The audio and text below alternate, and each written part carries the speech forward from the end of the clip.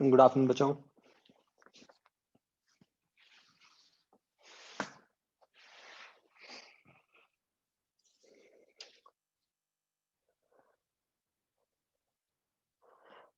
अच्छा बच्चों, आप सबको एक ये आइडिया है ना कि जैसे अभी आपके फर्स्ट 2 वीक्स जान के थोड़े से रिलैक्स रखे थे, जस्ट टू मतलब वार्म यू अप। अब उसके बाद से तो आपके हर वीक टेस्ट है, इजंट इट? तो मतलब अभी बहुत धीरे धीरे चल रहा है कि मतलब चलो सारा कुछ करा दो, पूरा आराम से डिस्कशन कर लो। ये आप सोच सकते हो कि मतलब प्रैक्टिकली फिर वो हो जाएगा, कंडेंस हो जाएगा काम। तो मतलब थोड़ा प्रिपेयर हो जाओ।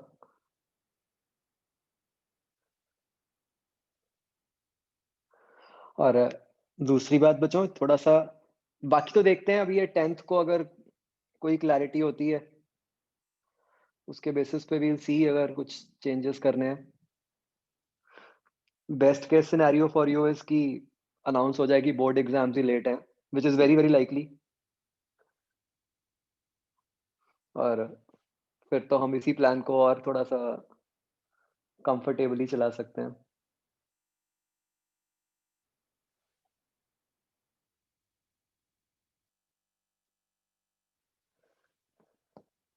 नहीं, बोर्ड से पहले नीट नहीं होगा, आसपास कह लो।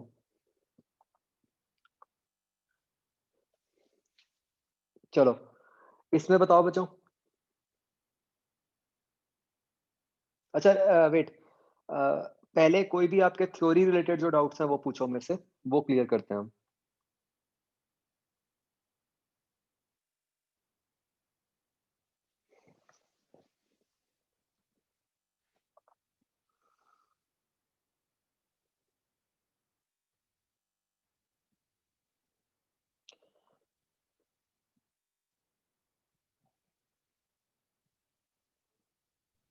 सर हाँ जी।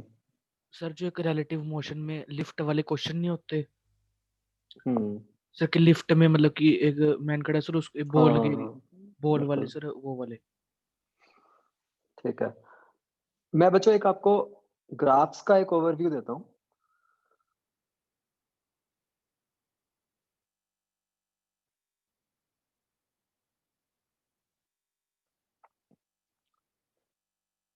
सी, you all know कि there are 3 types of graphs: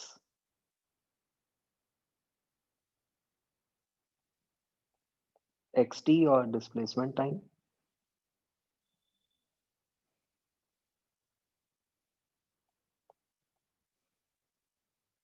vt and at.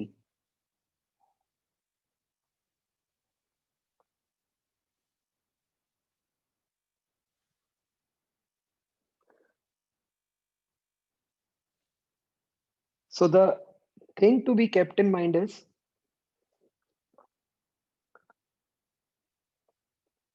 slope of xt gives velocity,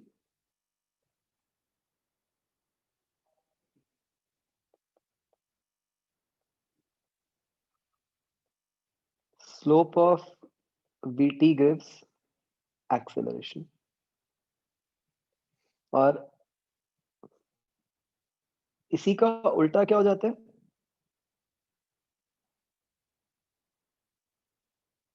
area under at gives delta v। ये ध्यान रखना है, चेंज इन वेलोसिटी देता है। And area under vt gives displacement.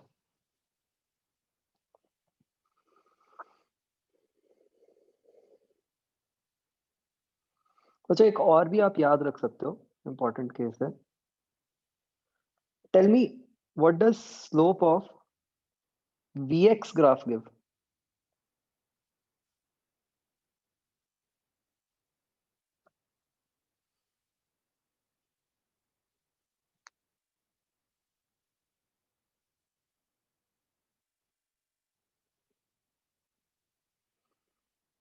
This gives A upon B.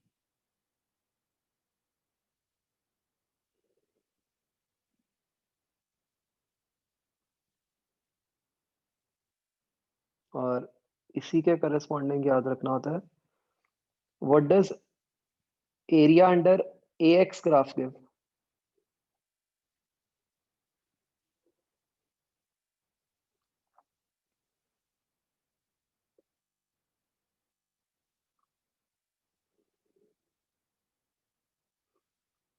Any idea बच्चों?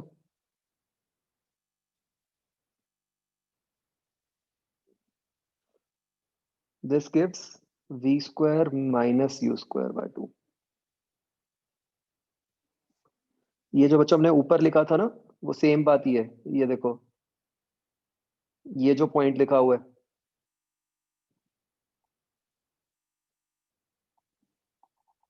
ये वाला, it is one and the same thing. A D x क्या होता है? एरिया अंडर ए एक्स ग्राफ ही होता है ना, तो वही चीज को मैंने ग्राफिकली लिख दिया।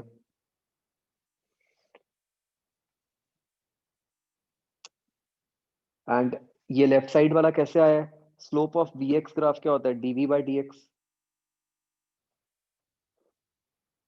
अब बच्चों डीवी बाई डी एक्स क्या होता है? ऊपर से देखो,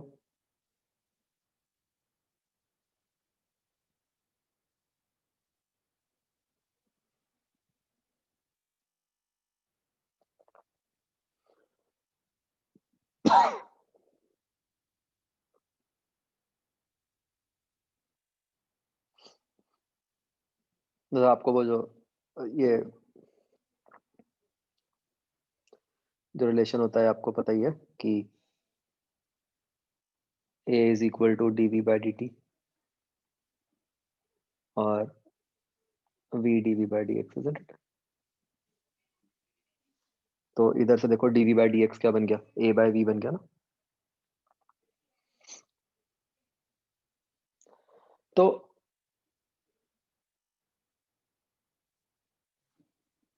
इसके बेसिस पे बस आपको कोई भी ग्राफ बनाना है, ठीक है?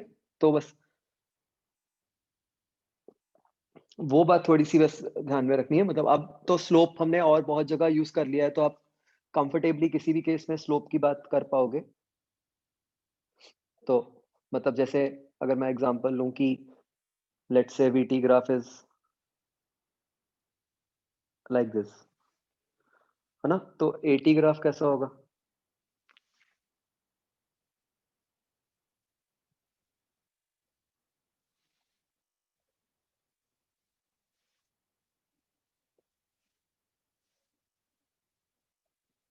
अब पता कैसे चल रहा है बच्चों कि भाई इसकी स्लोप कांस्टेंट है, राइट? तो स्लोप इज पॉजिटिव कांस्टेंट। तो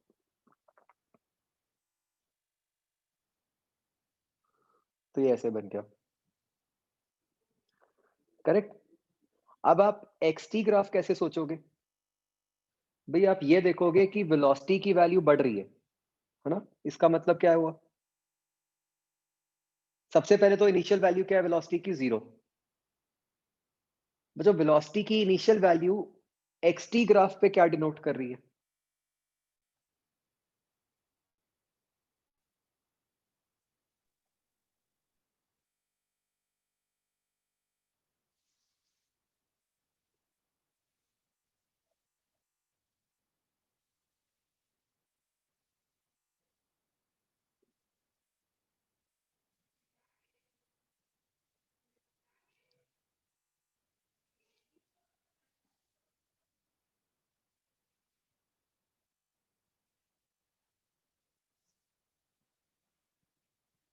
तो इनिशियली स्लोप 0 हुई एंड वेलोसिटी की वैल्यू बढ़ रही है, तो मतलब स्लोप बढ़ रही है। ठीक है बच्चों, फिर से इसका मतलब ये नहीं है कि एक्स बढ़ रहा है, इसका मतलब है कि स्लोप बढ़ रही है, कि स्लोप को 0 से शुरू होना है और उसके बाद स्लोप को बढ़ना है। तो it has to be something like this, because मतलब इट्स नॉट नेसेसरी कि वो x इक्वल टू 0 से स्टार्ट हो, कहीं से भी स्टार्ट हो सकता है। बट क्या शो करना है कि स्लोप 0 है एंड वो 0 से बढ़ रही है।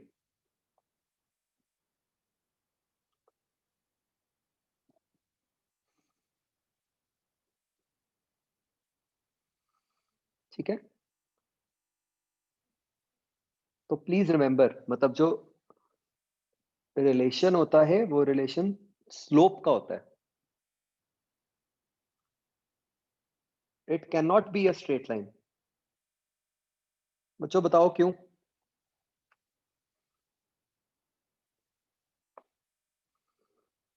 वेलोसिटी बढ़ रही है, राइट? अगर वेलोसिटी बढ़ रही है तो मतलब xt की स्लोप बढ़नी चाहिए,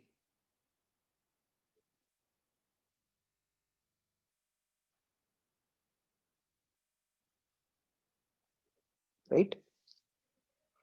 तो स्ट्रेट लाइन में तो स्लोप कांस्टेंट हो गई।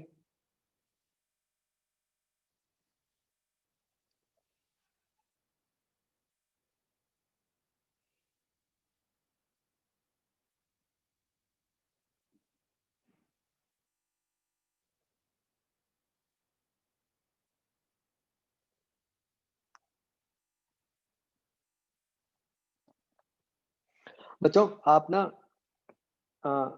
मैं आपको एक बात बताता हूँ, आप सीधा सीधा ना ये 2-3 केसेस याद रखो और आपको कुछ नहीं करना। देखो, आपके सारे केसेस उसमें कवर हो जाएंगे। बहुत ज्यादा मैथमेटिकल स्लोप के पंगे में ही नहीं पड़ते हम।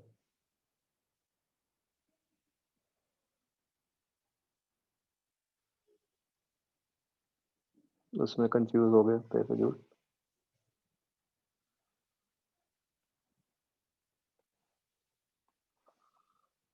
सबसे ऊपर x फिर v फिर a।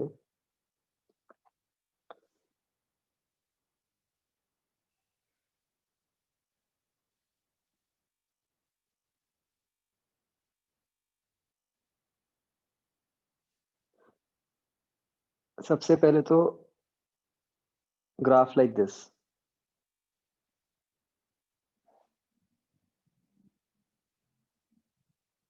इस ग्राफ का मतलब है वेलोसिटी 0,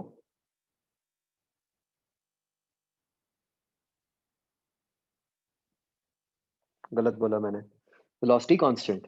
वेलोसिटी कांस्टेंट है तो इसका मतलब एक्सेलरेशन 0, एंड वेलोसिटी कांस्टेंट मतलब इज xt ग्राफ की स्लोप इज पॉजिटिव कांस्टेंट। तो लाइक दिस,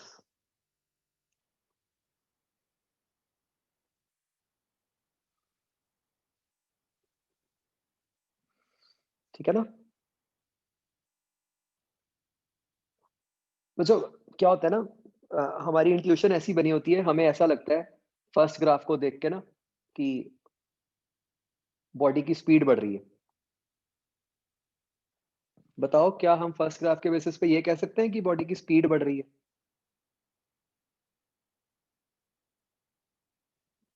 नो।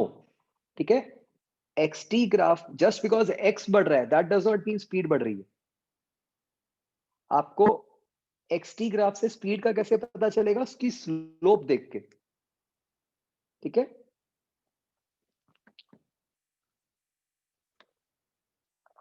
तो इसी का जो दूसरा केस बन जाता है,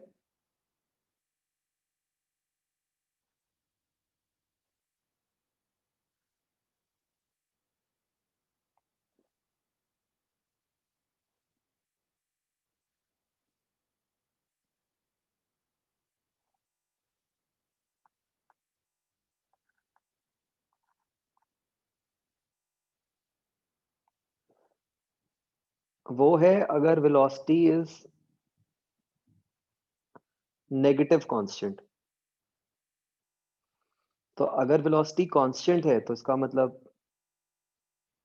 एक्सेलरेशन इज 0। और अब एक्स ग्राफ कैसा होएगा आपका? उसकी स्लोप होएगी नेगेटिव कांस्टेंट। ठीक है,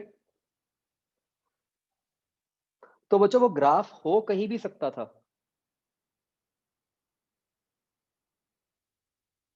चाहे ऊपर चाहे नीचे। बस कंडीशन ये है कि हाँ भाई उसकी स्लोप जो है वो नेगेटिव कांस्टेंट होगी।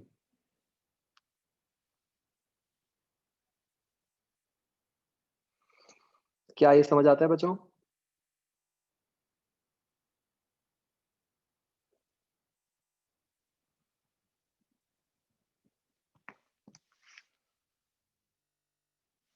और बच्चों एक केस और है जो आपको आना चाहिए। Basically that covers everything.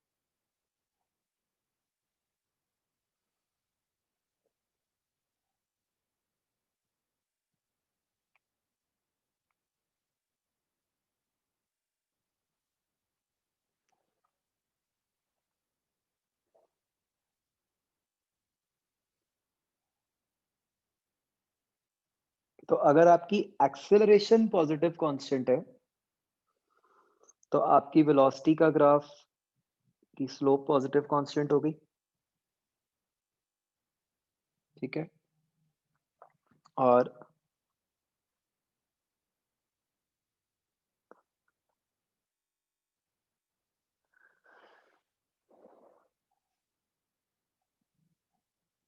इसके corresponding your x T graph will be like this.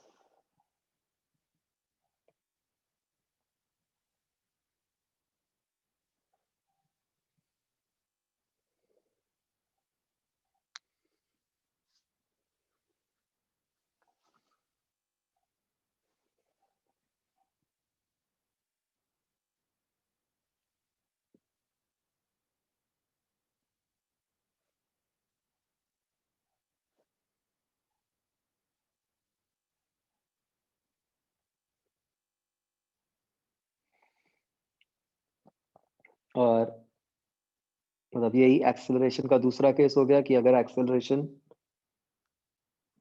आपकी नेगेटिव कांस्टेंट होगी।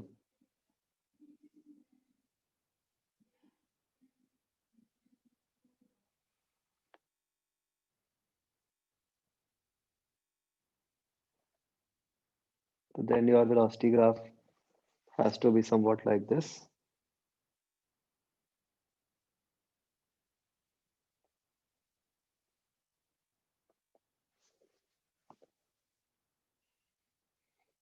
इसके corresponding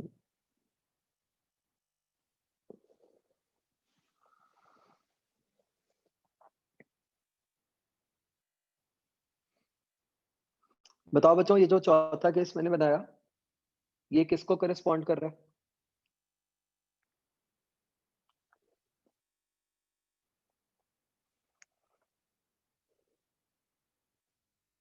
projectile body throne upwards.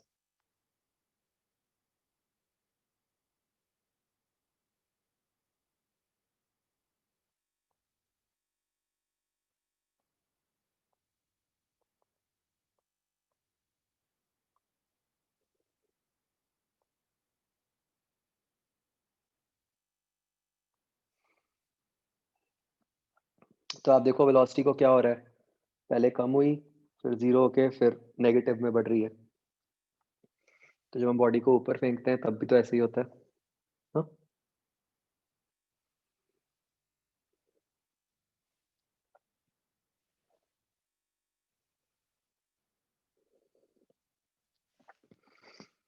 तो ये वाला केस इसलिए इंपॉर्टेंट है। बेसिकली आप ऐसे सोचो है ना?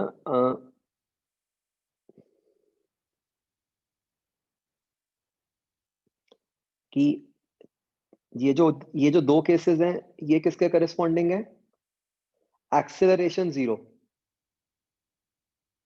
बट एक्सेलरेशन जीरो है तो वेलोसिटी कांस्टेंट हो गई, तो ये केसेस हो गए ऑफ यूनिफॉर्म वेलोसिटी दोनों। और जो अगले दो केस हैं, ये हैं यूनिफॉर्म एक्सेलरेशन। मतलब अगर आप ये 4 केस याद रख लोगे तो आपका ग्राफ का क्वेश्चन गलत नहीं हो सकता। सारे केसेस इसके अंडर कवर हो जाते हैं।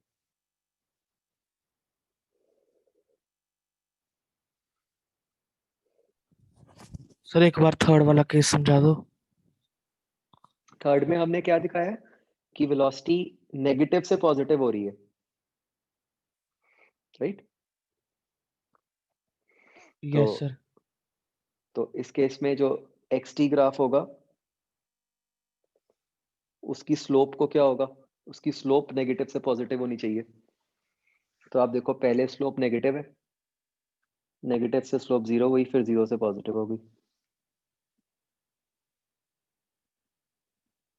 और सर लेकिन सर एक्सेलरेशन तो सर पॉजिटिव में ही है, हाँ, मतलब कांस्टेंट ही है, तो सर इसमें हमने सी को सर इक्वेशन से आता है सर, वो v is equal to u at वाली।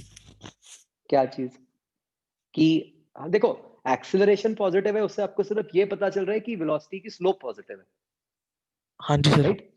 तो स्लोप पॉजिटिव होके ग्राफ नेगेटिव होगा या पॉजिटिव होगा, कहाँ से शुरू होगा, वो नहीं पता चलता।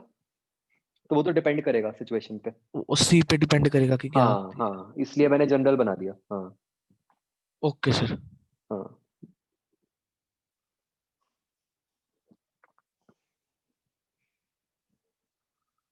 बच्चों, ग्राफ्स में और कोई भी क्वेश्चन? बाकी तो अभी हम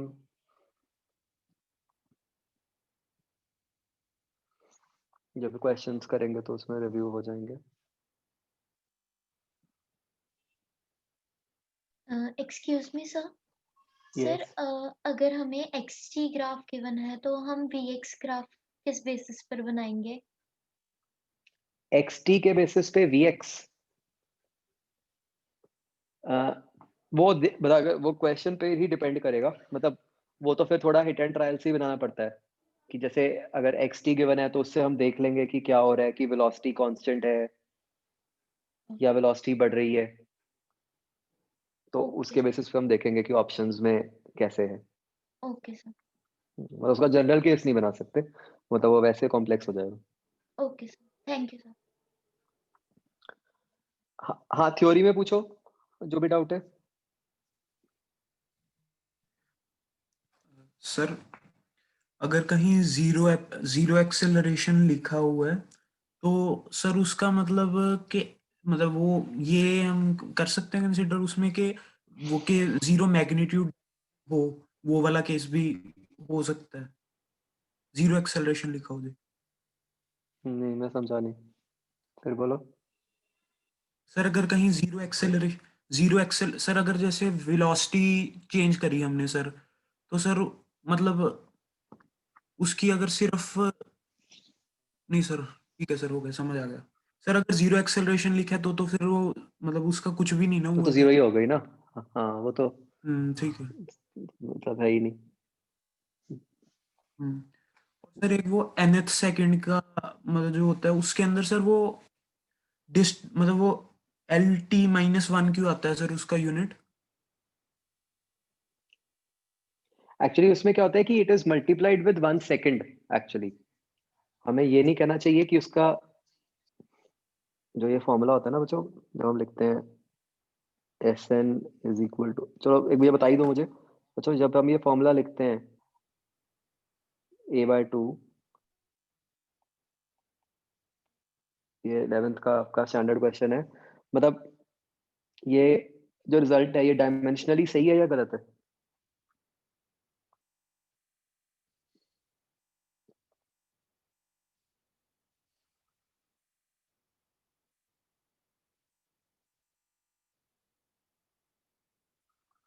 अगर ये डायमेंशनली गलत है फिर तो ये फॉर्मूला गलत ही हो गया। मतलब वो तो सर वो पता है कि मतलब वो कि डायमेंशनली सही है क्योंकि हम इसको पर सेकंड के उसमें ले रहे हैं, लेकिन सर इसकी जो डेरिवेशन है सर उसमें मतलब हमने एक nth सेकंड से n माइनस नहीं, वन नहीं, क्या होता है देखो, समझो बच्चों, एक बात समझो, this formula is not dimensionally incorrect. एक बात समझो, अगर कोई फॉर्मूला डायमेंशनली इनकरेक्ट होता फिर तो हम उसको यूज ही नहीं कर सकते थे, क्योंकि डायमेंशनली इनकरेक्ट फॉर्मूला तो मतलब गलत ही है फॉर्मूला। तो स्टिल ये सही क्यों है, समझो। जब हम इस फॉर्मूला को डिराइव करते हैं, ये ऐसे डिराइव होता है s n minus s n minus one. तो ये n माइनस वन में जो वन है, दिस इज एक्चुअली 1 सेकेंड। तो इसकी जो एक्चुअल फॉर्म है, ये मतलब बेसिकली हम वो लिखते नहीं है, ये रियलिटी में ऐसे है u इंटू 1 सेकेंड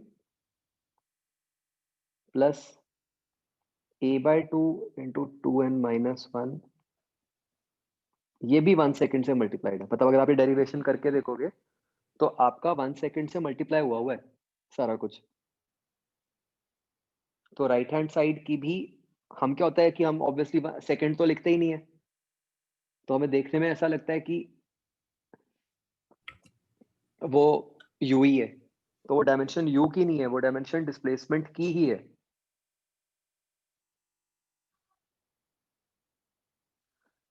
ठीक है, तो this result is dimensionally correct, कोई दिक्कत नहीं है। मतलब वो इसलिए लग रहा है सिर्फ क्योंकि हमने टाइम की वैल्यू पुट कर रखी है 1 सेकेंड, तो ऐसा लग रहा है कि उसकी डायमेंशन नहीं है।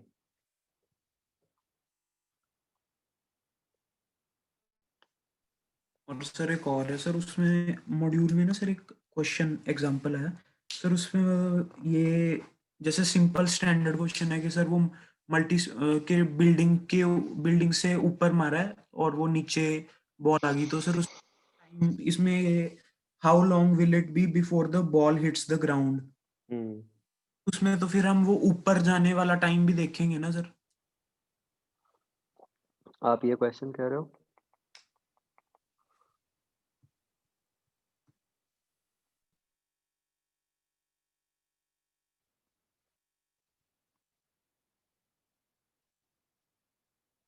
ऐसे यस सर। एक बॉल को कुछ भी बोल दो, 20 मीटर पर सेकंड से फेंका है, ये 20 मीटर हाइट है। आप ये कह रहे हो कि इसमें टाइम निकालना है, यस सर, तो ऑफ कोर्स ऊपर जाने का टाइम इसमें भी सर आएगा। ऊपर वाला भी कंसीडर करेंगे ना जो। मतलब हाँ, अगर ये पूछा है कि कितना यस टाइम सर, लगा सर उसको उसमें ना ग्राउंड में आने में, सीधे नहीं सीधा नहीं किया हुआ। आप जो देखो बच्चों, सबसे पहली बात तो ये कि ये इनिशियल पॉइंट हो गया ए, ये आखिरी फाइनल पॉइंट हो गया बी। एक बार मुझे बच्चों बताओ, चलो ये प्रैक्टिस पे हो जाएगी, कि अगर मैं ए से बी इक्वेशंस लगा रहा हूँ, कैसे लगाऊंगा मैं इक्वेशंस ऑफ मोशन? यू क्या होगा?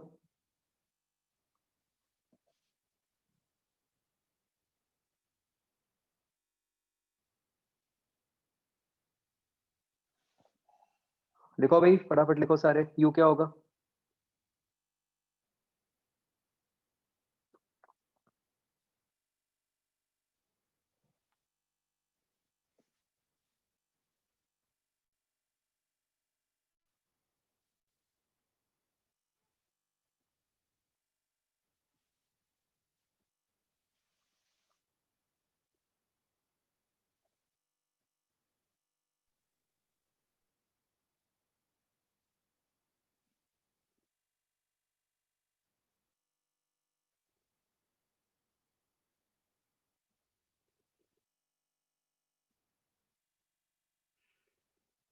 तो u is 20, right?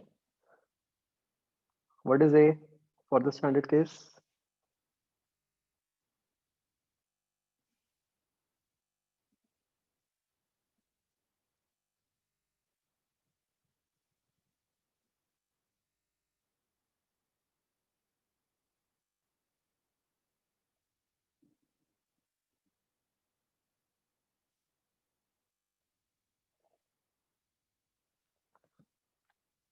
-10. What is s?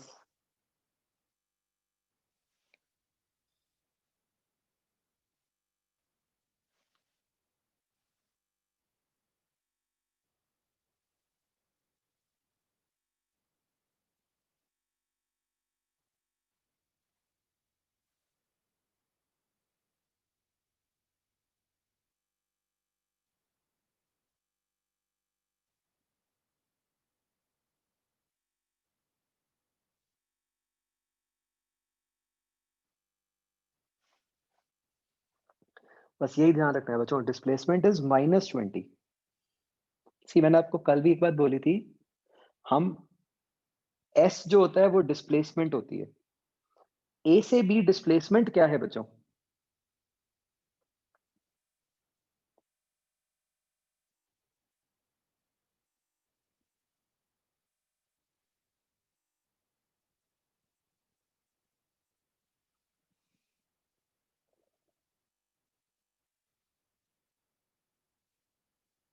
-20 है, ठीक है। जब आप डिस्प्लेसमेंट -20 पुट करोगे, अपने आप आपका टी का आंसर ठीक आ जाएगा। गलती ये होती है कि आप डिस्प्लेसमेंट 20 पुट कर देते हो।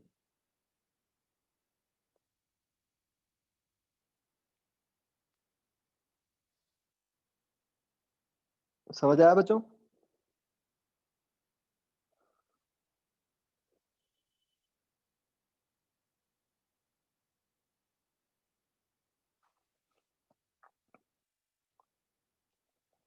ओके, नेक्स्ट बच्चों एक आपका एक डाउट आया है मेरे पास।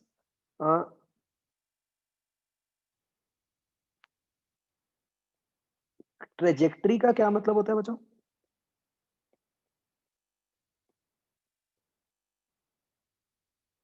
Path, right. अब किसी भी सिचुएशन में बॉडी का क्या पाथ होगा वो किस पे डिपेंड करता है बच्चों?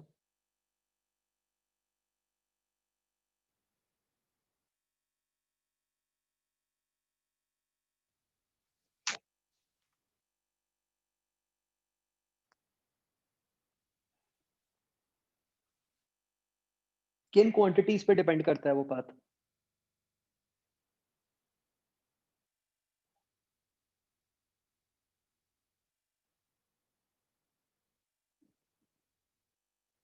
मतलब does it depend on velocity, does it depend on acceleration, और does it depend on both और none?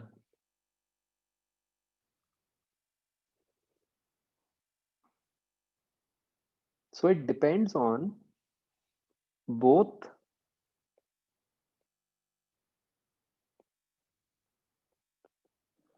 velocity and acceleration. Why? देखो, अगर आप देखो सोचो, अगर मैं v और a दोनों आगे ले लूं तो क्या होगा? बॉडी सिर्फ आगे को जाएगी। अगर मैं v आगे को ले लूं, a पीछे को ले लूं, तो कैसा पाथ बन जाएगा? बॉडी आगे जाके पीछे को जाती है ना? अगर मैं ऐसा ले लेता हूं कि v इधर, a इधर, ये कैसा केस हो गया? प्रोजेक्टाइल वाला केस हो गया।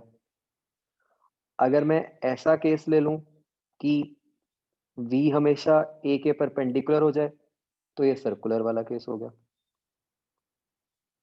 राइट।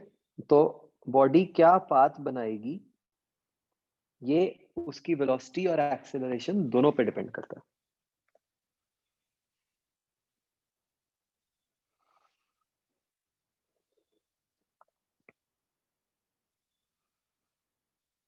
ठीक है बच्चों, नेक्स्ट आते हैं क्वेश्चंस बेस्ड ऑन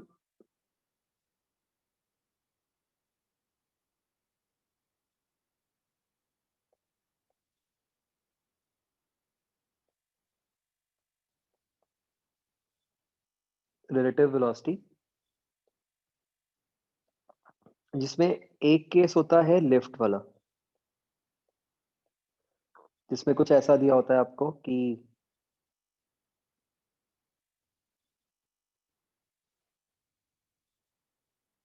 भाई ऐसे एक लिफ्ट है, लिफ्ट खुद ऊपर को जा रही है और एक पर्सन ने लिफ्ट में बॉल को ऊपर फेंका विद सम वेलोसिटी u।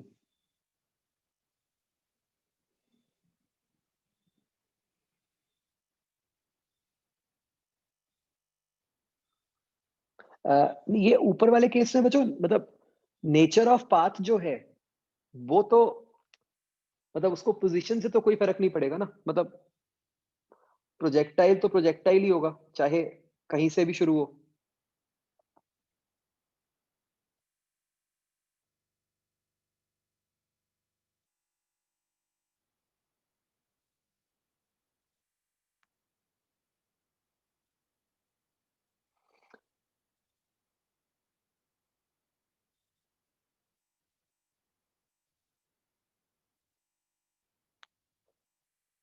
हाँ, पोजीशन से ऐसे डिपेंड करता है कि भाई पूरा सर्कल बनेगा या आधा सर्कल बनेगा, ये डिपेंड करेगा पोजीशन पे, ठीक है?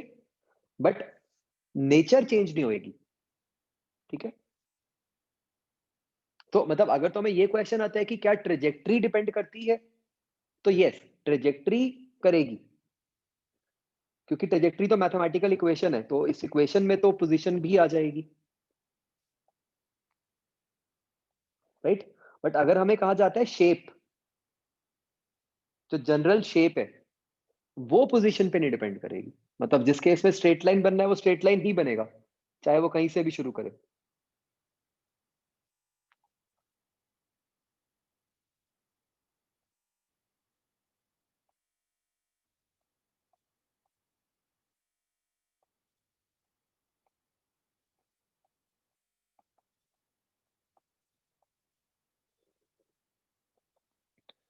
तो ये वाला जो केस होता है बच्चों, इसमें एक हमें जो स्पेशल ध्यान रखना होता है, जिसमें गलती हो सकती है, वो सिर्फ ये होता है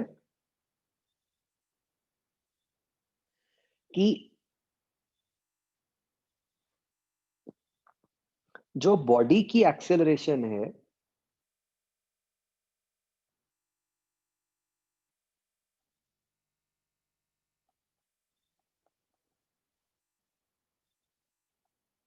वो विद रिस्पेक्ट टू अर्थ जी है, ठीक है? गलती ये हो जाती है कि हमें मतलब हमें लगता है कि लिफ्ट के फ्रेम में एक्सेलरेशन जी है। लिफ्ट के फ्रेम में जी नहीं है,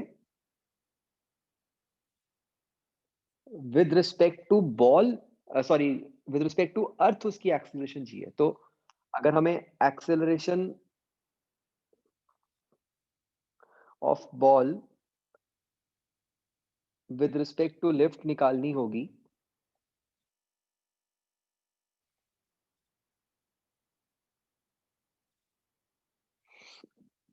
तो वो होगी acceleration of ball minus acceleration of lift.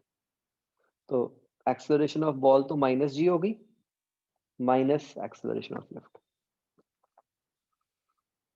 तो ये वाली एक्सेलरेशन को हम यूज करेंगे अब इक्वेशन के अंदर। बच्चों ये तो ना आप जनरली याद रख सकते हो, सिर्फ इस क्वेश्चन के लिए नहीं, कहीं पर भी। मतलब अलग अलग सिचुएशंस में अगर किसी भी केस में लिफ्ट का कुछ बन गया, किसी भी चैप्टर में, तो आपने क्या करना होता है कि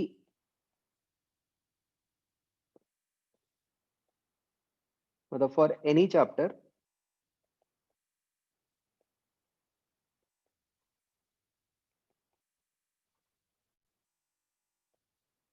अगर तो लिफ्ट की एक्सेलरेशन ए अपवर्ड है, तो बस आप रिप्लेस कर दो जी को विद जी प्लस ए। अगर ए एक्सेलरेशन डाउनवर्ड है, तो आपने जी को रिप्लेस कर देना है विद जी माइनस ए। बस इतनी सी एक बात याद रख लो, उसी से आपका सारा काम हो जाएगा।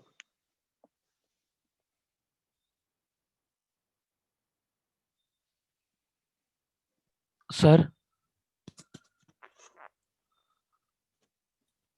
सर हम्म सर जब हम acceleration of ball with respect to lift लिखते हैं, हम्म तब सर हम माइनस करते हैं जब sir acceleration of ball with respect to earth minus acceleration of lift with respect to earth होती है जो। ये नहीं होती। आप acceleration of ball with respect to lift निकाल रहे हो, हाँ हाँ, acceleration of ball minus acceleration of lift, हाँ ठीक है। हाँ जी सर, तो उसमें सर जो बॉल है सर उसकी तो समझ में आ गया कि माइनस जी होगी हम्म एक्सेलरेशन। हम्म लेकिन सर लिफ्ट की सर ऊपर को एक्सेलरेशन ए है, हम्म लेकिन सर उस पे भी तो जी लग रही होगी सर नीचे को। ना ना, जो लिफ्ट की एक्सेलरेशन ए है वो नेट एक्सेलरेशन ए है। मतलब अब अलग से लिफ्ट पे जी नहीं लग रहा, लिफ्ट तो अपने आप इतना जोर लगा रही है ना कि वो फाइनली ए से ऊपर जा रही है। सर कब कि उस पे जी मतलब लग रहा है नहीं लग रहा, उससे तो आपको कोई फर्क ही नहीं पड़ता। ठीक है सर, वो पहले से ही उसमें इंक्लूड है। हम्म ठीक है।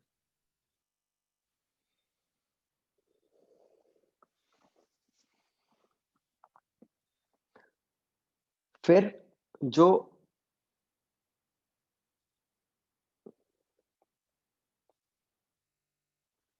आपकी जो रेनफॉल क्वेश्चंस हैं, बेसिकली ये सिंपल वेक्टर उस पे बेस्ड है।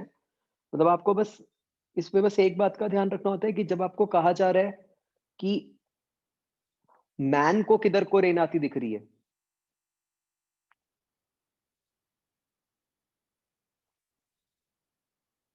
कुछ भी अगर ऐसा लिखा है कि how is rain appearing to man,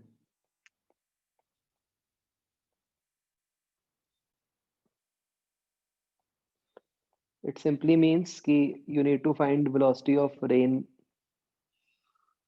with respect to man, which is nothing but basically वो क्या है, सिर्फ वेक्टर सम डिफरेंस है, velocity of rain minus velocity of man। तो कोई भी सिचुएशन में आपको हमेशा ऐसा होएगा कि तीन क्वांटिटीज हैं, है ना, velocity of rain, velocity of man, velocity of rain with respect to man। तो इन तीन में से आपको दो गिवन होंगी, आपको तीसरी निकालनी होगी। मतलब सिंपल एप्लीकेशन ऑफ वेक्टर्स है इसमें, और कुछ भी नहीं।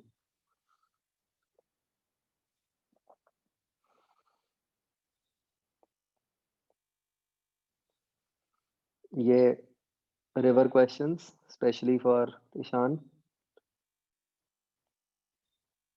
नहीं ईशांक नहीं, ईशांक, सॉरी, ईशांक है ना आज क्लास में? हाँ है। तो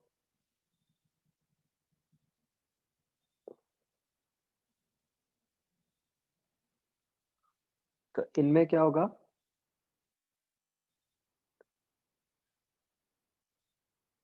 बच्चों देखो, आपको एक तो गिवन होता है रिवर की वेलोसिटी, ठीक है। बच्चों इन सिचुएशंस को ना समझने के लिए बेसिकली ये एक रिवर वाले केसेस हो गए, एक आपके एस्केलेटर वाले केसेस हो गए, ठीक है। ये सेम कैटेगरी में फॉल करते हैं। हमें एक बात समझनी है कि, या इसमें कई बार कुछ क्वेश्चंस में आप देखोगे ऐसा भी होता है, एरोप्लेन इन विंड,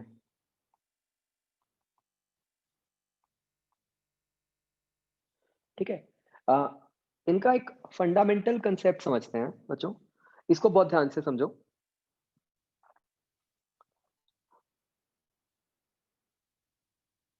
एस्केलेटर सबको पता है ना क्या होते हैं?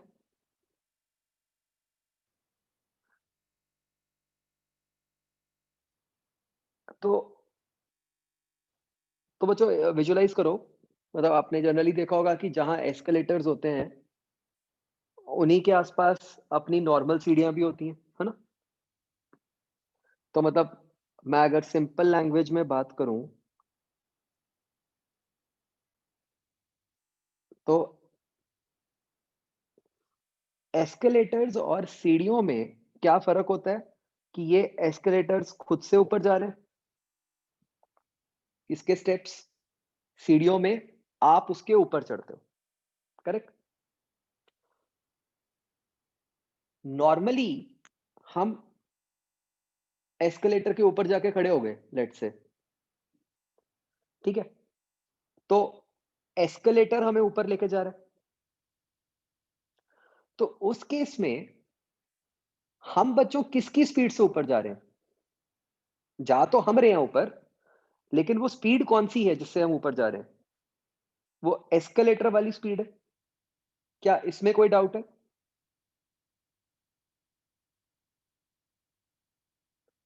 तो मान लो मुझे जोर नहीं लगाना, ठीक है, मैंने सोचा हुआ है कि भी मैं तो नहीं जोर लगाऊंगा, मैं तो खड़ा ही होऊंगा बस। अब अगर मुझे जल्दी या तेज पहुंचना है तो मेरे पास कोई कंट्रोल नहीं है, वो कंट्रोल किसके पास है? एस्केलेटर के पास है, राइट। एस्केलेटर फास्ट हो जाएगा तो मैं फास्ट ऊपर पहुंच जाऊंगा, वो स्लो हो जाएगा तो मैं स्लो ऊपर पहुंच जाऊंगा, है ना। यही दूसरी तरफ सीढ़ियां हैं। अब सीढ़ियों के ऊपर अगर आप चढ़ रहे हो तो अब सीढ़ियों ने कुछ नहीं करना, ठीक है, वो तो अपनी जगह पे है। अब भाई जितना आप जोर लगा सकते हो आप उतना जोर लगा के ऊपर चढ़ जाओ। अब वो आपकी हिम्मत है कि आप कितना तेज चढ़ सकते हो, राइट। यहां तो आपके पास ऑप्शन ही नहीं है। अगर आप कहते हो मैं जोर नहीं लगाऊंगा तो क्या होगा, आप ऊपर जाओगे ही नहीं। क्या ये बात समझ आ रही है? एक केस में सारा जोर लग रहा है सीढ़ियों का और एक केस में सारा जोर लग रहा है आपका। अब बच्चों हम इसका हाइब्रिड केस बना सकते हैं, जो कि हम बहुत बार करते भी हैं या हम देखते हैं कि भाई आप एस्केलेटर के ऊपर हो और आप वहां पे खुद से उनके ऊपर चढ़ना भी शुरू कर दो, राइट। तो क्या होता है?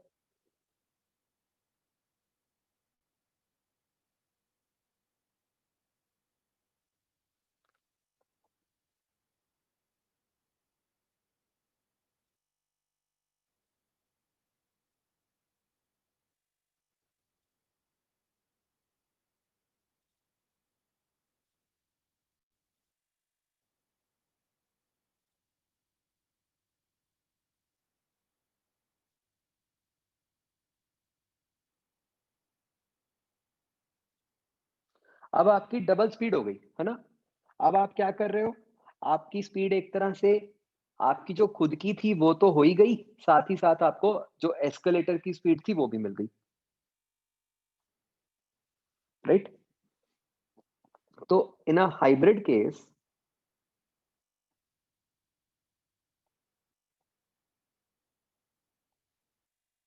जो आपकी स्पीड हो गई, जो आपकी नेट स्पीड हो गई, वो क्या हो गई, velocity of man with respect to escalator plus velocity of escalator. इन दोनों का क्या मतलब हुआ कि भाई जो स्पीड एस्केलेटर की थी वो आपको मिल गई और जिस स्पीड से आप एस्केलेटर के ऊपर चढ़ रहे थे वो भी है, तो वो मिला के आपकी टोटल स्पीड ज्यादा हो गई, ठीक है। तो इन अदर वर्ड्स क्या हुआ है कि ये किस टाइप के सिचुएशंस हैं जहां पर एक बॉडी जिस मीडियम के अंदर मूव कर रही है वो मीडियम भी खुद से मूव कर रहा है। बात समझ आ रही है फंडामेंटली कि क्या हो रहा है? मतलब इस केस में क्या ब्रॉड खासियत है इस केस की कि जो मीडियम है वो इटसेल्फ मूव कर रहा है।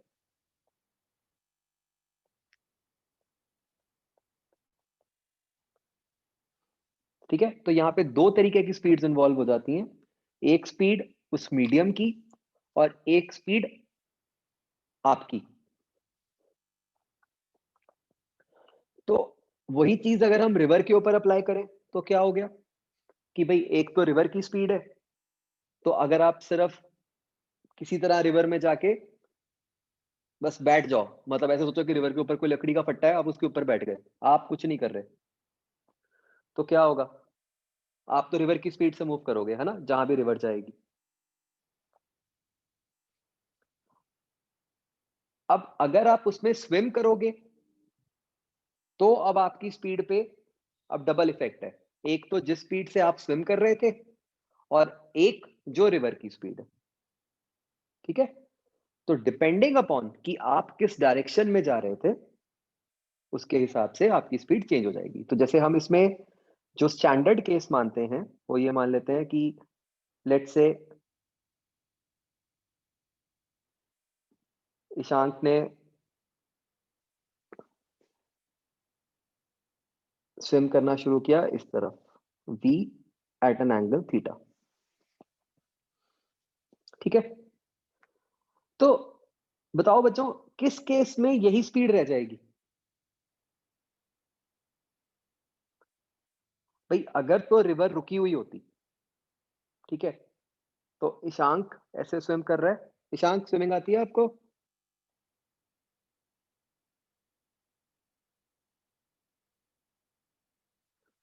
आज ईशांक कुछ नहीं बोल रहा अब। नहीं आती। अच्छा, तो अगर ईशांक ऐसे स्विम कर रहा है और पानी रुका हुआ है, रिवर मूव नहीं कर रही, तो बच्चों ईशांक कैसे जाएगा बताओ?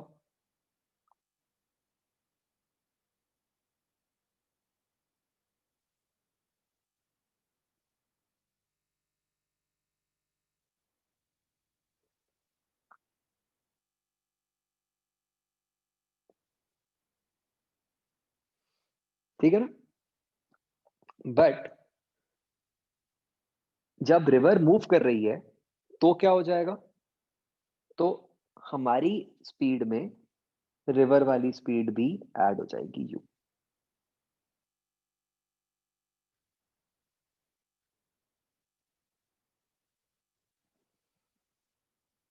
ठीक है जी। तो बच्चों अब अगर हम कंपोनेंट्स ले लें, क्योंकि ये दो अलग अलग डायरेक्शंस हो गई, तो x डायरेक्शन में हमारी क्या स्पीड होगी?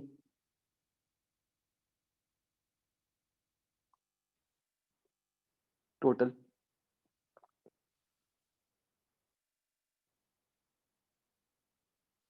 v cos थीटा हमारे खुद के कारण थी और u एक्स्ट्रा हमें मिल गई रिवर के कारण।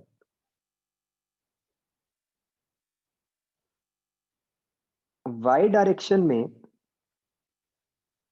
रिवर का कोई कंट्रीब्यूशन नहीं है, तो y डायरेक्शन में जो हमारी स्पीड है वो है v sin थीटा। ठीक है, there is no need to do vector sum, मतलब हमारे को तो इंडिविजुअली ही चाहिए x और y में। तो बच्चों टेक 2 मिनट्स, बहुत ध्यान से इसको सोच के बताओ मुझे अगर कोई भी डाउट है।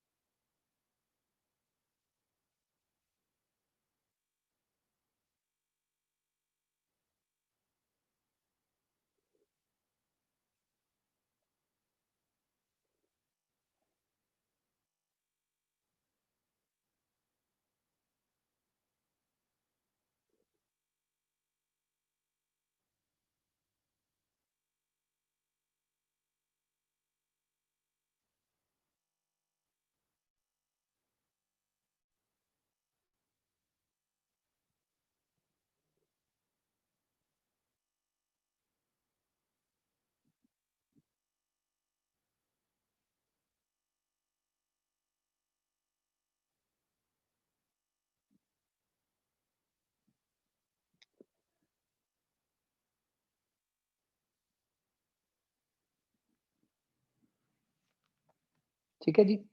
तो अब बच्चों एक बात समझो, आप मुझे ध्यान से सोच के बताओ कि हमें रिवर क्रॉस कौन करवा रहा है? रिवर का मतलब वेलोसिटी का कौन सा कंपोनेंट हमें रिवर को क्रॉस करवाने में हेल्प कर रहा है?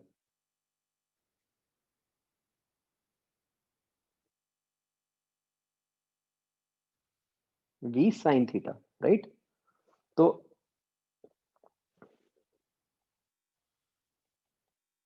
v sin थीटा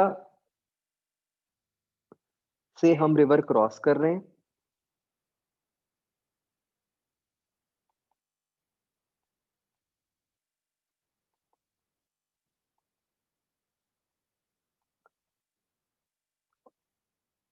और जो दूसरा कंपोनेंट है v cos theta plus u, उसका क्या काम है? मतलब it helps in moving along the river, चाहे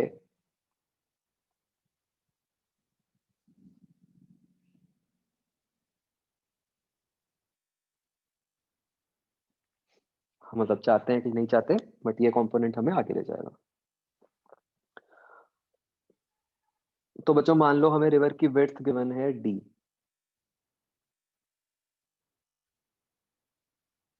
ठीक है? तो अगर हमें निकालना हो टाइम टेकन टू क्रॉस, ये हम कैसे निकाल पाएंगे?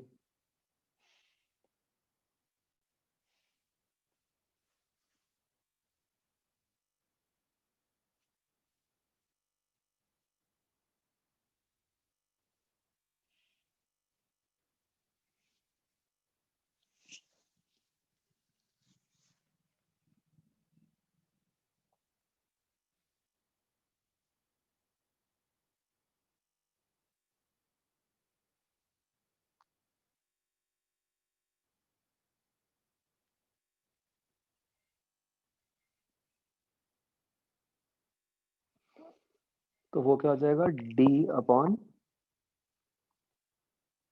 We sine theta. तो हम लगा तो यही रहे हैं time equal to distance upon speed, लेकिन हम इसको कहाँ लगा रहे हैं, वाई डायरेक्शन में। तो वाई डायरेक्शन का डिस्टेंस अपॉन वाई डायरेक्शन की स्पीड, या वाई डायरेक्शन की डिस्प्लेसमेंट अपॉन वाई डायरेक्शन की स्पीड, वेलोसिटी।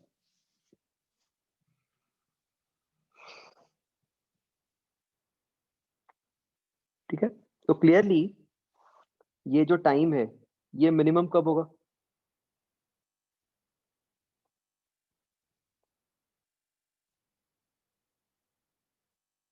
डी चेंज नहीं कर सकते, वी चेंज नहीं कर सकते, थीटा चेंज कर सकते हैं।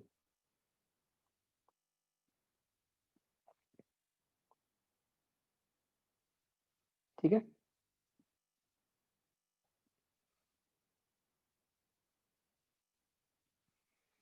तो बच्चों एक बात समझनी बहुत जरूरी है कि थीटा 90 का मतलब क्या हुआ।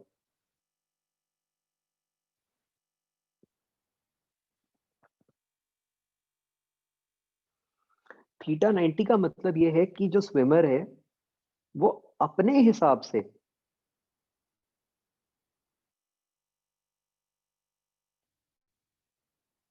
हमेशा ऐसे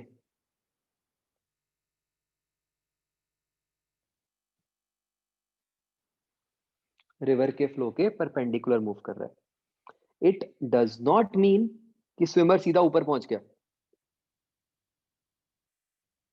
ऐसे नहीं।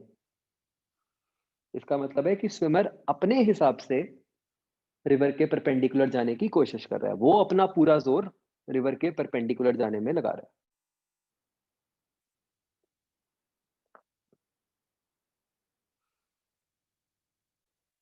ठीक है,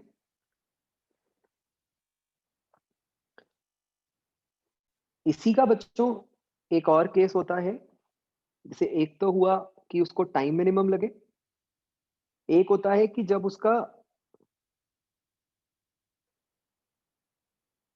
डिस्टेंस ट्रैवल्ड मिनिमम हो,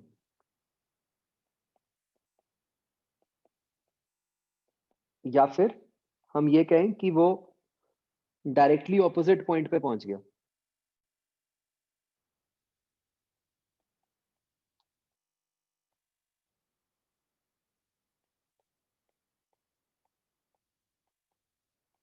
तो बच्चों हमें एक बात समझनी है कि अगर स्विमर ने डायरेक्टली ऑपोजिट पॉइंट पे पहुंचना है तो क्या बच्चों उसको स्विम भी ऐसे परपेंडिकुलरली करना चाहिए?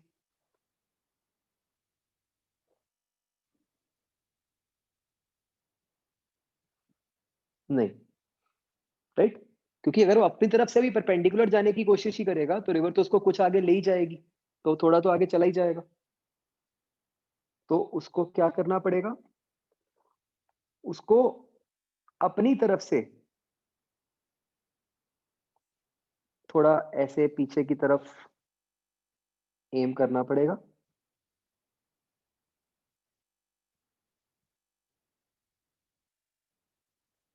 ताकि रिवर का इफेक्ट मिलाकर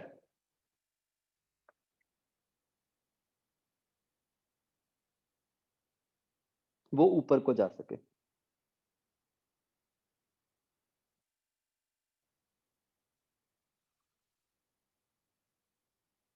ठीक है,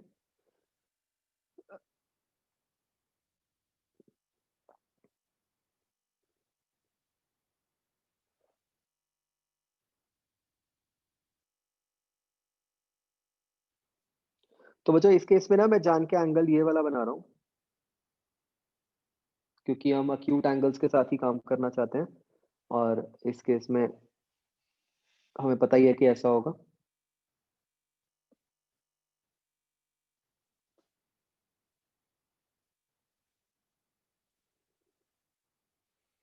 तो इस केस में क्या होगा कि हम चाहते हैं कि उसकी एक्स डायरेक्शन में कोई वेलोसिटी ना हो।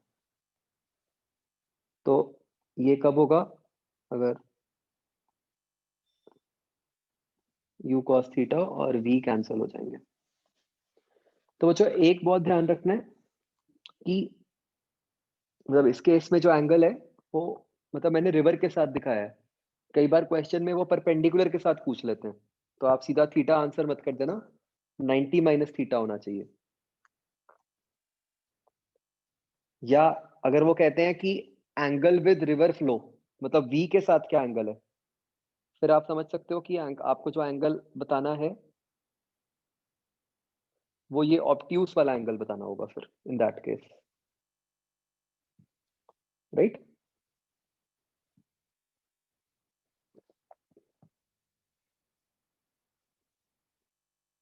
तो यही दो केसेस होते हैं जिनका आपको ध्यान रखना है। एक है मिनिमम टाइम वाला और एक है मिनिमम डिस्टेंस वाला। तो इसमें कोई भी डाउट है प्लीज आस्क इसमें, सर या हाँ जी। अगर हमको पूछ लिया कि अगर स्विमर है, अगर वो सीधा ही चले तो वो कितना अपनी एक्चुअल पोजीशन से मतलब डिस्प्लेस होगा? पहले वाले केस में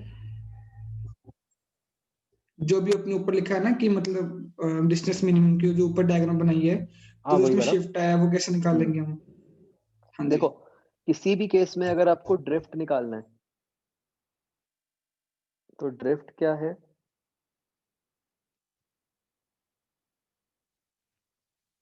जो उसकी एक्स डायरेक्शन में वेलोसिटी है इनटू टाइम।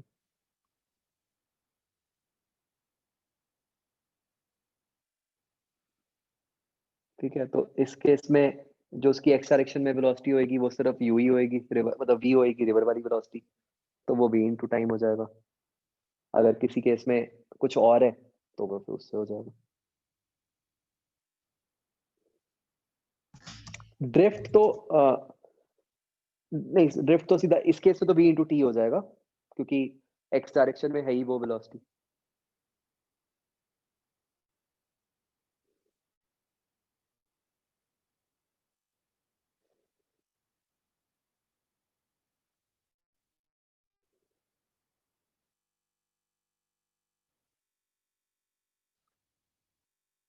तो वंस अगेन जो मिनिमम डिस्टेंस वाला केस है, इसमें क्या हो रहा है कि वो अपनी तरफ से थोड़ा पीछे की तरफ जाएगा, ताकि रिवर का एडअप होके वो नेट वर्टिकली चला जाए। मतलब वो अपनी स्पीड इस तरह रखेगा, अपनी वेलोसिटी, कि उसका हॉरिजॉन्टल कंपोनेंट रिवर की वेलोसिटी को कैंसिल कर दे। इसलिए हमने ये इन दोनों कंपोनेंट्स को इक्वेट कर दिया, u cos थीटा और v को।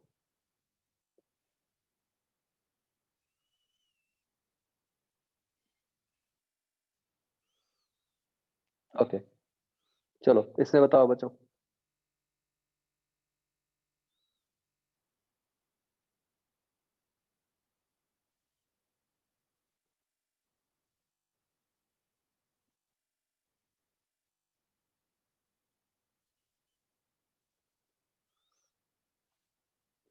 Fifth question: man throws balls into air one after the other, throwing one when the other is at highest point. How high the balls rise if he throws twice a second? तो देखो क्योंकि लिखा है twice a second, मतलब एक ball से दूसरी ball के फेंकने में कितना टाइम इंटरवल है? 0.5 सेकंड का। और आपको जो ये भी कहा हुआ है कि एक बॉल कब फेंकी है? जब दूसरी बॉल हाईएस्ट पे है, राइट? तो इसका क्या मतलब हुआ कि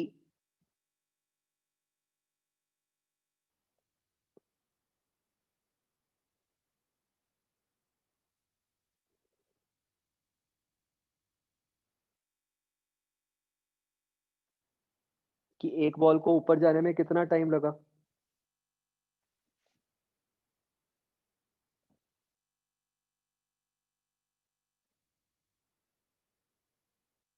पॉइंट 5।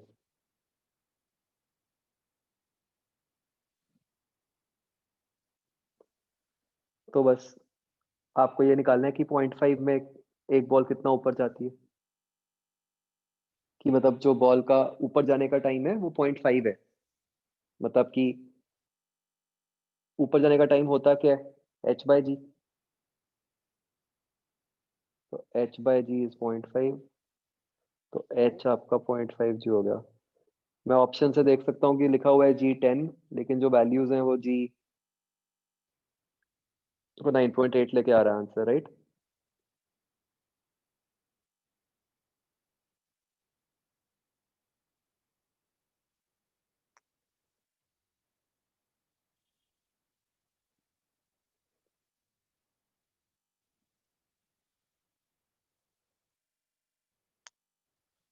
ये बच्चों डी दिया होगा ना इसका आंसर,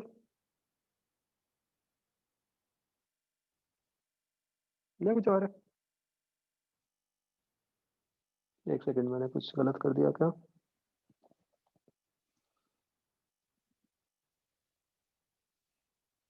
अच्छा, मैं फॉर्मूला गलत लगा दिया, h/g थोड़ी होता है, u/g होता है। तो तो ये बच्चों 0.5 सेकंड्स में निकाल लो। हाँ, 0.5 सेकंड्स में तो 1.25 आएगा of course, half GT square से, तो बी आएगा आंसर, राइट?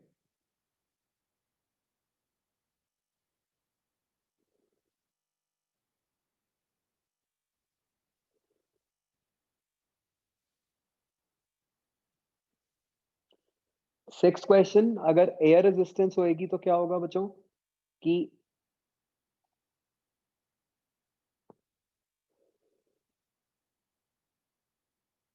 जब बॉल ऊपर जा रही है,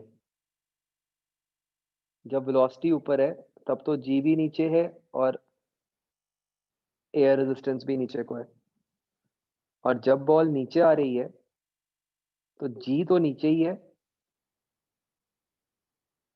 लेकिन ए ऊपर है। जो एयर रेजिस्टेंस है वो तो वेलोसिटी के ऑपोजिट लगेगी ना, तो मतलब ऊपर जाते हुए ज्यादा रिटार्डेशन है कंपेयर टू जितना नीचे आते हुए एक्सेलरेशन है। तो उसके हिसाब से क्या आंसर बनेगा?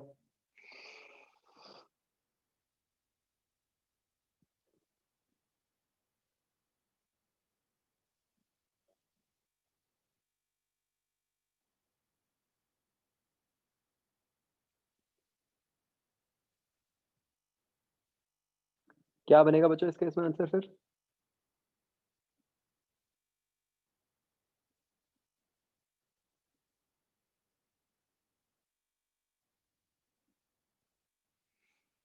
तो वो ऊपर जाते हुए कम टाइम लगेगा क्योंकि रिटार्डेशन ज्यादा है, तो जल्दी बॉल रुक जाएगी, right?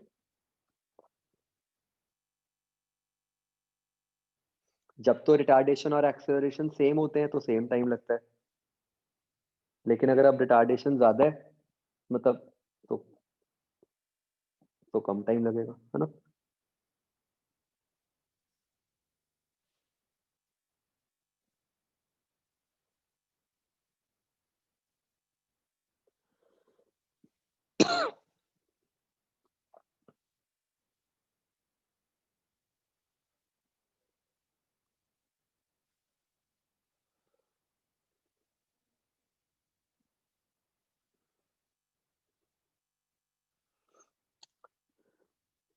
Tenth question, 20 metre high है, regular intervals of time, first drop reaching the ground at the same instant, fifth drop starts to fall. तो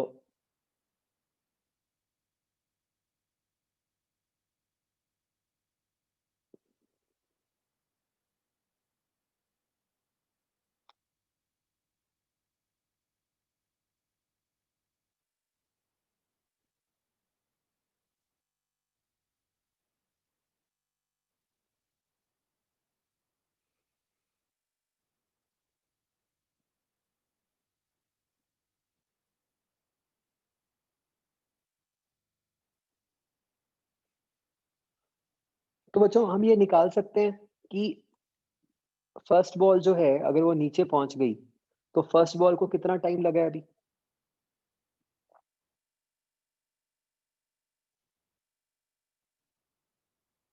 वो कितना हो गया रूट 2h/g।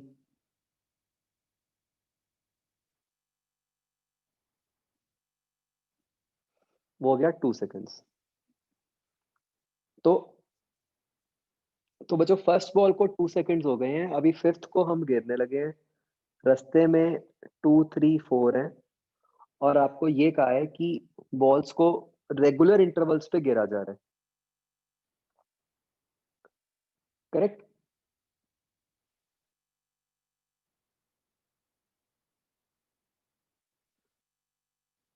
तो ये कितने इंटरवल्स बन गए देखो बीच में? 1 2 3 4 4 इंटरवल्स हैं, चारों टाइम इंटरवल्स इक्वल होने चाहिए, राइट? तो इसका मतलब कितना कितना गैप हुआ? कोई दो बॉल्स में टाइम गैप कितना हुआ? 0.5 सेकेंड्स। ठीक है, ये ध्यान रखना है, जल्दबाजी में हम क्या देखते हैं, फिफ्थ बॉल तो 2/5 कर देते हैं। तो अब अगर 0.5 सेकेंड है, इसका क्या मतलब हुआ कि जो सेकंड बॉल है वो कितनी देर के लिए गिरी है? 1 सेकंड के लिए। तो उसकी से 1 सेकंड की डिस्प्लेसमेंट निकाल लो। और जो थर्ड बॉल है, नहीं सेकंड बॉल मैंने गलत फिगर में गलत दिखा दी, उल्टी नंबरिंग है ना, नीचे फर्स्ट है। तो सेकंड बॉल जो है वो ये वाली हो गई। तो इसने कितनी देर के लिए मूव कर लिया? अब 1.5 सेकंड्स के लिए। थर्ड बॉल ने कितनी देर के लिए मूव कर लिया है? 1 सेकंड के लिए। तो ये निकाल लो कि कितना कितना मूव किए हैं, उस हिसाब से आप इनका ग्राउंड से हाइट निकाल सकते हो। सर ये हम भी ध्यान, मतलब एक सेकंड, अगर ये भी ध्यान रखना है कि कहाँ से डिस्टेंस पूछा है, रूप से ही पूछा है, मतलब ऊपर से ही पूछा है, नीचे से नहीं पूछा। हम्म। सर अगर ये गिवन होता कि दो बॉल्स के बीच में आपस में डिस्टेंस निकालना है तो हम सीधा हाफ सेकंड का ही निकाल लेते। ना, आपको कांस्टेंट नहीं है ना, वेलोसिटीज चेंज कर रही हैं, तो ओ, आपको एक का पूरा निकाल के फिर दूसरे में से माइनस करना पड़ेगा। Okay sir.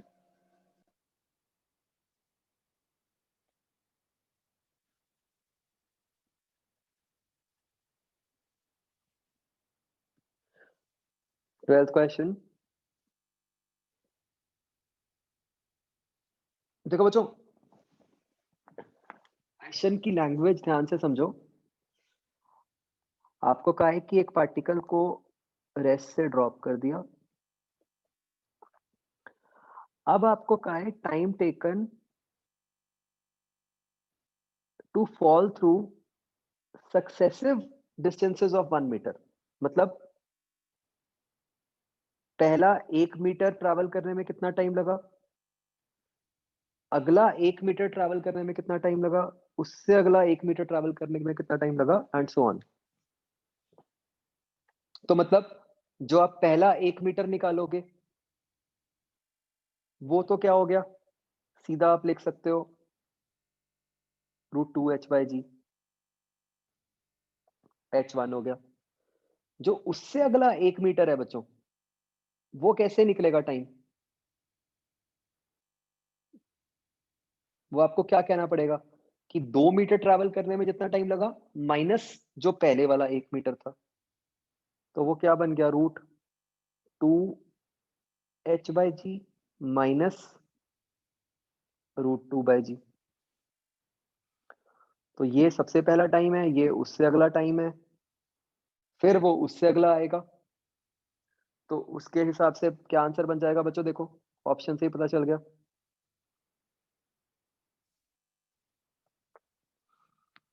सी आएगा। Yes, this is the only method, और कोई तरीका नहीं है।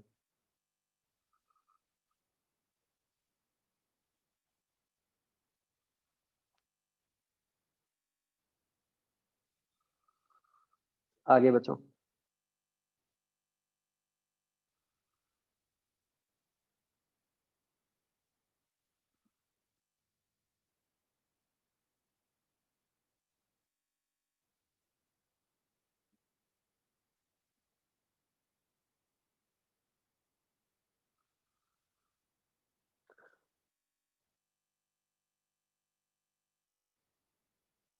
फोर्टींथ में हमें ये पूछा है कि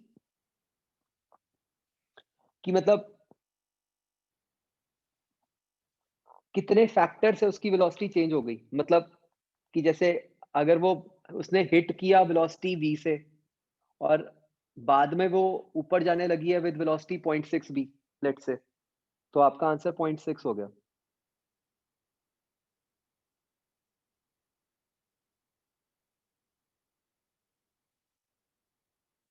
यही है या अच्छा नहीं, ये पूछा लूजेस इट्स वेलोसिटी, तो मतलब कितनी लूज हो गई, तो मतलब 0.4 सी आता जो मैंने बोला है उसके हिसाब से।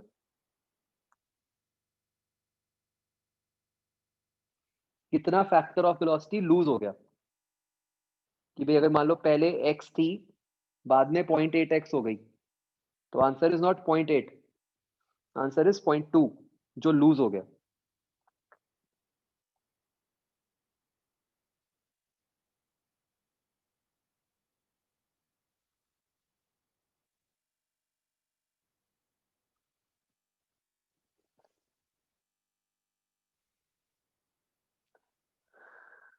अच्छा एक ये मुझे 13th क्वेश्चन देख के ख्याल आया, एक डाउट आया था शायद पहले मेरे पास कि power equal to F dot V कब यूज करते हैं, जब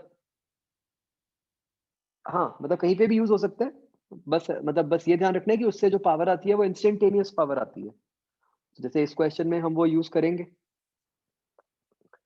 13th मतलब होगा कैसे, मतलब एक्चुअली ये क्वेश्चन काइनेमैटिक्स से ज्यादा पावर का है या वर्क एनर्जी का है, तो हम कहेंगे पावर इज कांस्टेंट, तो P is constant which is equal to force into velocity.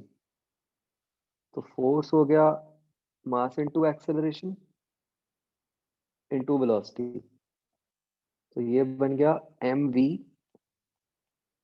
dv bye dt।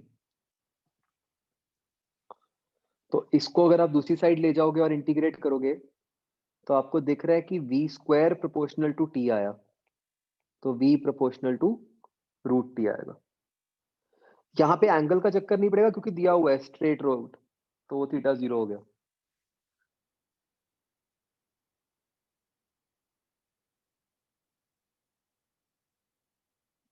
ठीक है बच्चों, ऑल्दो आ यहाँ पे गया but it's an important question.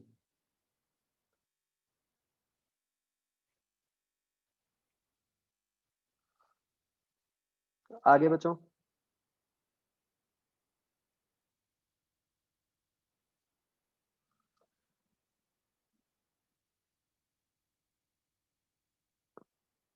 नहीं दीपजोत गलत कह रहे हो, बाई चांस हो सकता है इस केस में उससे आ रहा हो बट वो सही मेथड नहीं हुआ। 16th क्वेश्चन जो किसी ने किया और कैसे किया।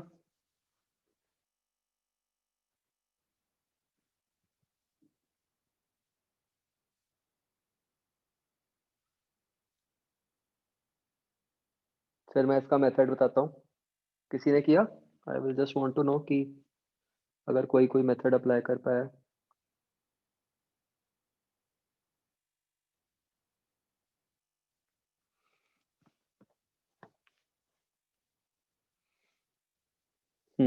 तो देखो इसमें आप बच्चों क्या कर सकते हो, see assume this angle to be theta,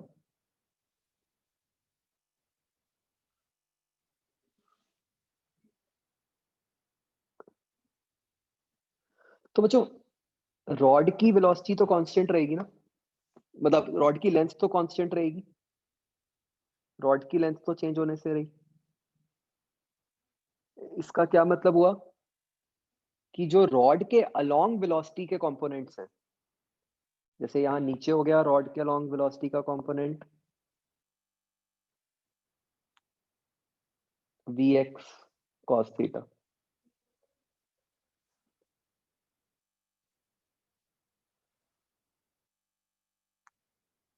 ऊपर क्या हो गया कंपोनेंट?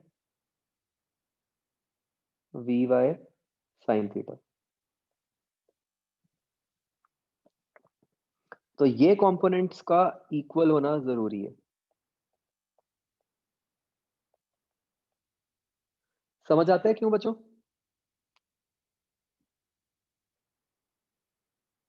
ऐसे सोचो, ये जो रॉड के दो एंड पॉइंट्स हैं ए एंड बी, क्या इनके बीच में डिस्टेंस इक्वल रहेगा हमेशा, ए और बी के बीच में?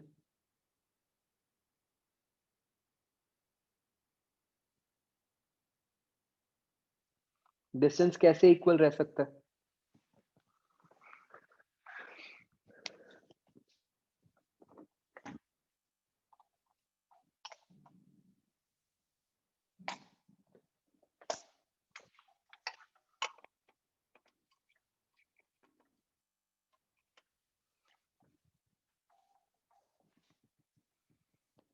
अगर ये दोनों वेलोसिटी, अगर उसके अलोंग वाले जो कंपोनेंट्स हैं वो सेम होंगे।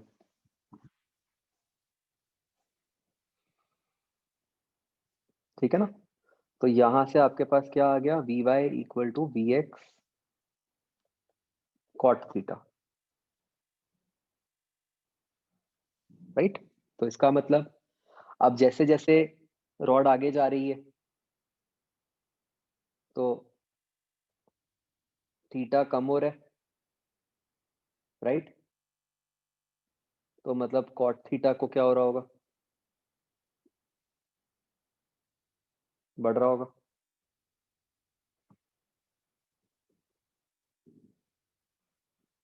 अंडरस्टूड?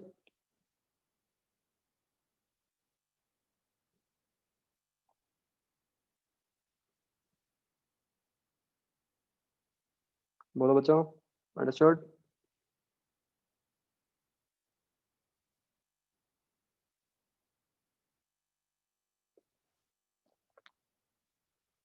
ओके, आगे।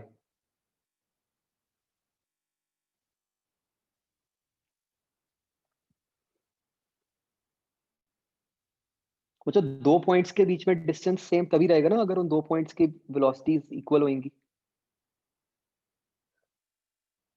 अगर अगर वेलोसिटीज डिफरेंट हो जाएंगी तो डिस्टेंस तो चेंज हो जाएगा।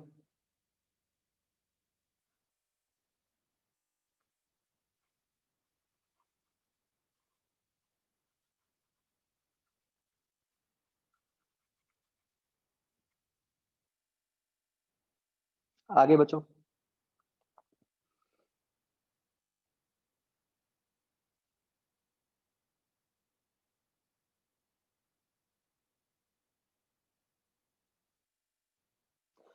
कर्मन जो आपने लिखा है ना वो याद रखना।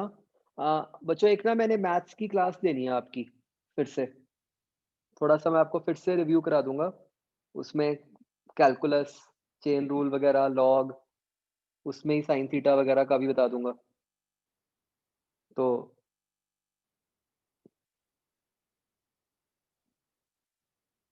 उसमें जो कर्मन मुझे बता देना जो आपने कहा है, मैं करा दूंगा, ठीक है?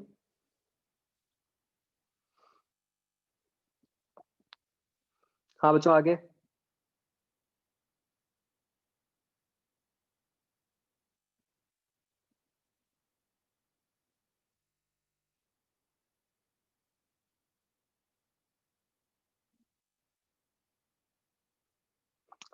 अब देखो बच्चों, जो आज मैंने आपको कराया है उससे आपके सारे क्वेश्चन एकदम हो जाएंगे इस पूरे पेज के।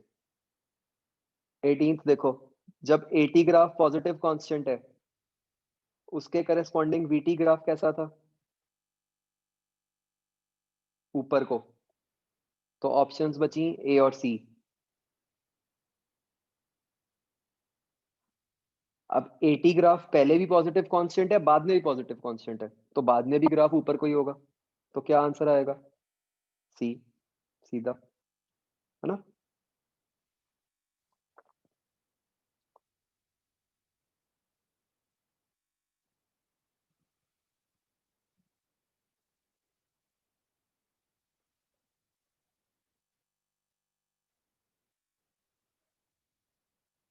Twenty six.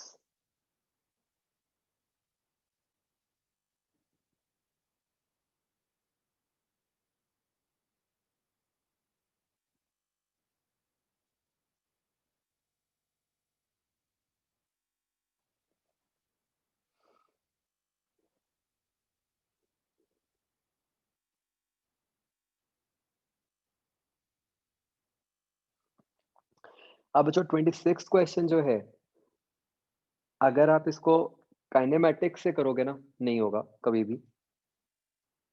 ये बच्चों आपको ना मतलब स्पेशली बताया भी गया होगा कि जब इस टाइप की इक्वेशन हो तो क्या ध्यान रखना है। बताओ ये किस चीज की इक्वेशन है?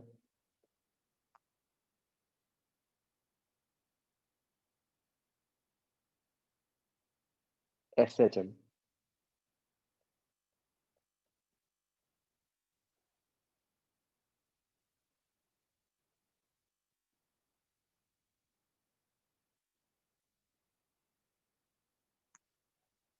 ठीक है, अगर आप ये आइडेंटिफाई कर लोगे कि ये SHM की इक्वेशन है, ये क्या है, ये किस टाइप की इक्वेशन है, this is A equal to minus omega square X की जगह कह लो बस उन्होंने R लिखा है।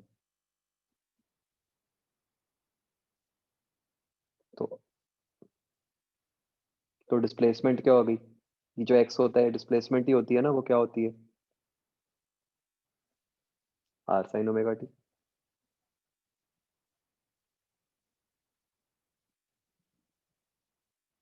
हो जाएगा, इंटीग्रेशन से लंबा हो जाएगा मतलब।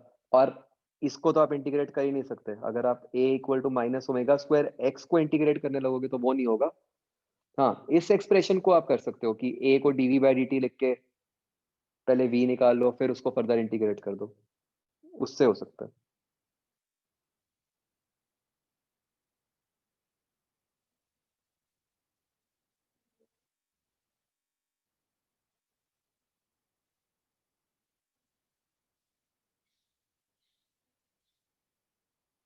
राइट बच्चों, इंटीग्रेशन से भी हाँ dv बाई dt लिख के कर सकते हो, कोई दिक्कत नहीं है।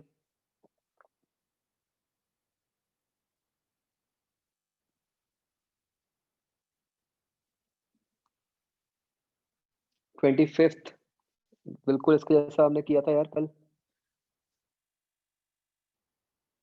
क्या करोगे, पहले डिफरेंशिएट करो, क्या बन गया, x में बन गया 3ct स्क्वायर, y में बन गया 3bt square.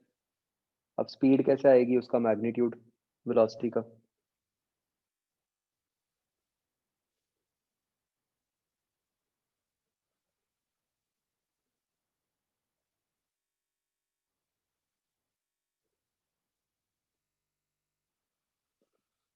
Pretty it. Car is moving on a road and rain is falling vertically. Select the correct answer. Rain will strike the hind screen, front screen, both screens. तो बच्चों वैसे तो language से आप समझ गए हो, बेसिकली एक फ्रंट स्क्रीन की बात हो रही है और एक हाइंड स्क्रीन की बात हो रही है, मतलब बाद वाले स्क्रीन की।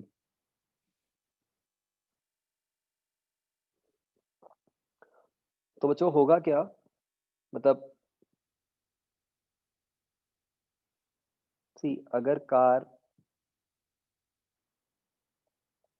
आपकी ऐसे जा रही है और रेन ऐसे जा रही है, तो अगर आप रिलेटिव में निकालोगे तो कार को क्या दिखेगा कि रेन ऐसे आ रही है।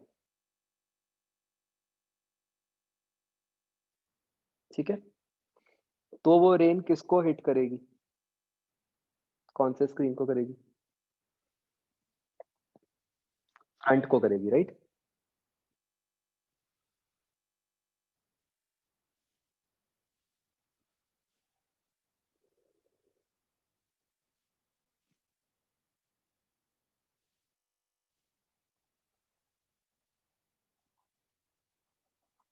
डन बच्चों।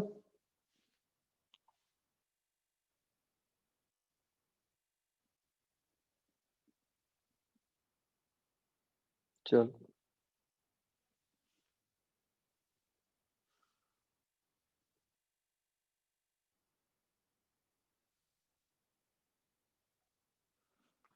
ट्वेंटी नाइन्थ का डी नहीं आएगा बच्चों, ये तो वो स्टैंडर्ड पजल टाइप्स है कि जो वो आखिरी वाले केस में होगा तब तो वो गिर ही जाएगा ना पिट में।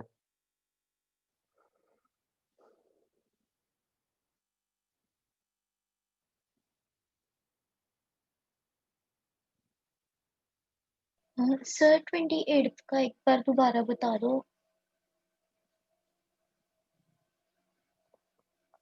28 में आप कार की वेलोसिटी ऐसे मान लो, आगे को रेन की वेलोसिटी ऐसे है, तो जब आप velocity of rain with respect to car निकालोगे तो उसमें मतलब ये कार हो गई तो वो वेक्टर इस तरह को आ जाएगा माइनस करके, जैसे हमने कल किए थे।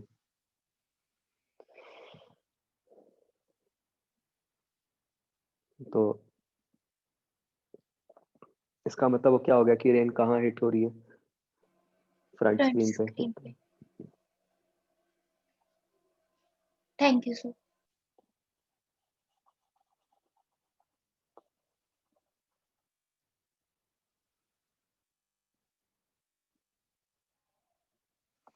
देखो 14th में क्या होगा कि आप पहले तो ये निकाल लोगे कि वो किस वेलोसिटी से हिट करेगी बॉल।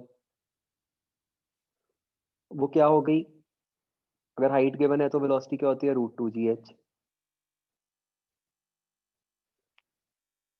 किस वेलोसिटी से ऊपर जा रही है वो भी है आपके पास, वो 2√2gh' हो गया। तो बस आपने इससे निकालना है फैक्टर, कितने फैक्टर से चेंज हुआ। तो वो क्या बन गया? √2gh माइनस √2gh' अपॉन जो ओरिजिनल वेलोसिटी थी √2gh। तो नेक्स्ट क्लास में बच्चों आपने कंप्लीट करना है पूरा, ठीक है, शीट को। और मतलब मैं आपको थोड़ा सा करंट का ओवरव्यू दूंगा जितना टाइम बचेगा। चलो।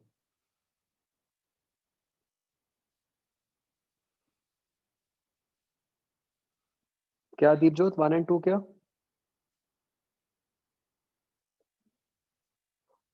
हाँ ये सारा कंप्लीट करना आपने जो भी है 1 2।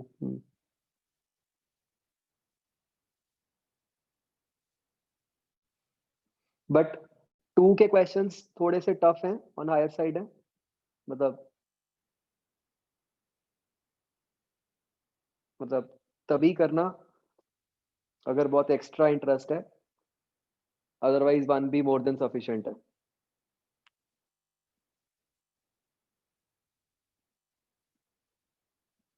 बच्चों जरूरत ही नहीं है 2 की, 1 ही करो, नहीं आते इतने टफ क्वेश्चन सब। ठीक है, और अगर आपके पास बिल्कुल स्पेयर टाइम है और कुछ नहीं है करने को, फिर कर लेना पार्ट 2।